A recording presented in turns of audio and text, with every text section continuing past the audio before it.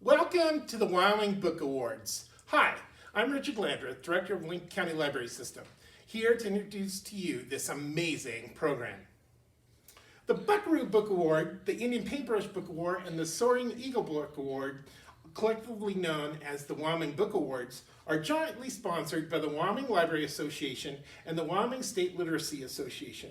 These awards empower youth to recognize and read quality contemporary children's literature while also honoring the author. For more information, contact your local library or visit wyla.org. Enjoy! Hi, I'm Kelly, and I have for you Gone to the Woods by Gary Paulsen. Famous author Gary Paulsen, author of Hatchet, recounts his life as a young kid, being passed from place to place and never really having a home or a place to call his own.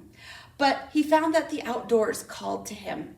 At each place he stayed at, there was something about the outdoors that kept calling him out. The woods, the water, the breeze flitting through the branches, the stillness of a deer. It was always there and was a comfort to his constantly uprooted childhood. From his first introduction to the outdoors in the backwoods of Minnesota as a 6-year-old, to the mountains of Colorado as a teen, and to his time spent in the Army as a young man.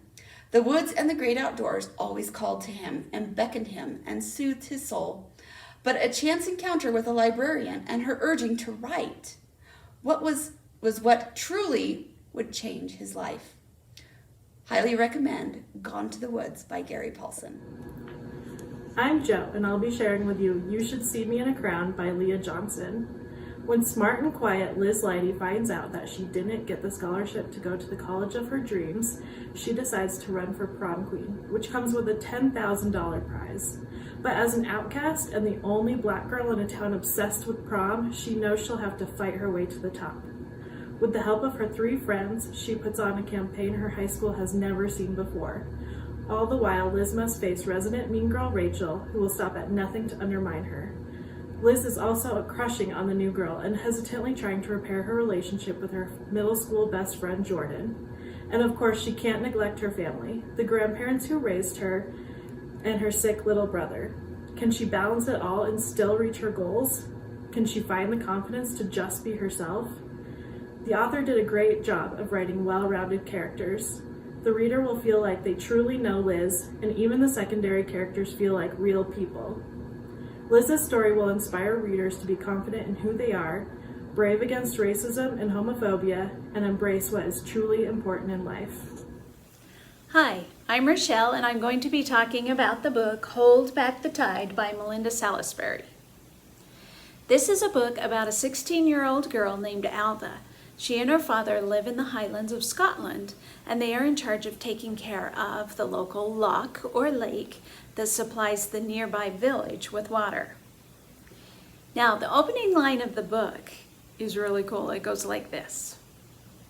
These are the rules for living with a murderer. Number 1, never draw attention to yourself. Of course, if you're living with a murderer, this is almost impossible. And then she goes on to talk about more rules. And you start thinking, does Alva live with a murderer? Well, come to find out, years ago, everybody believes that her father killed her mother. But there was no proof. So Alva ended up staying with her father and surviving the best she could. And now that she's turning 16, she has a plan to escape. But before she can go, really strange things start happening, like the level of the loch drops, and her father starts acting really weird, and people are disappearing, and Alva has a feeling that somebody is watching her. And then, one night, she sees something that is absolutely terrifying. This is a fast-paced, exciting, kind of creepy story. It has monsters and romance and lots of surprises. And Alva is clever and she's courageous and she is going to do her best to get herself free. Now, is she able to do that in the end?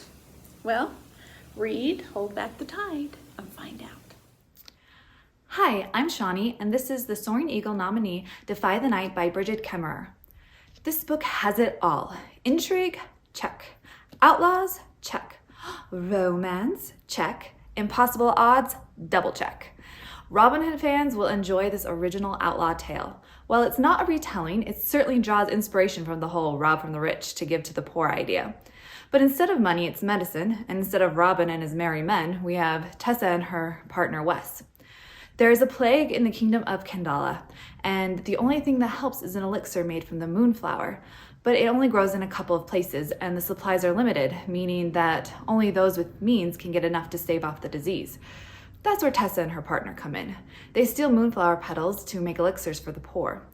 On the other hand, you have King Harriston and his brother Prince Cork, the king's justice, although he's more like the king's executioner. The people are angered with how they are ruling and how they're dealing with the sickness, but they might not be as heartless as people think. Life has taught them to not be too trusting, and with the councils of the different sectors pressuring them and threatening to stop moonflower supplies, will they be able to keep the peace and the country healthy? Told in alternating chapters from both Tessa's and Prince Cork's point of view, you'll keep turning the pages to see what happens next.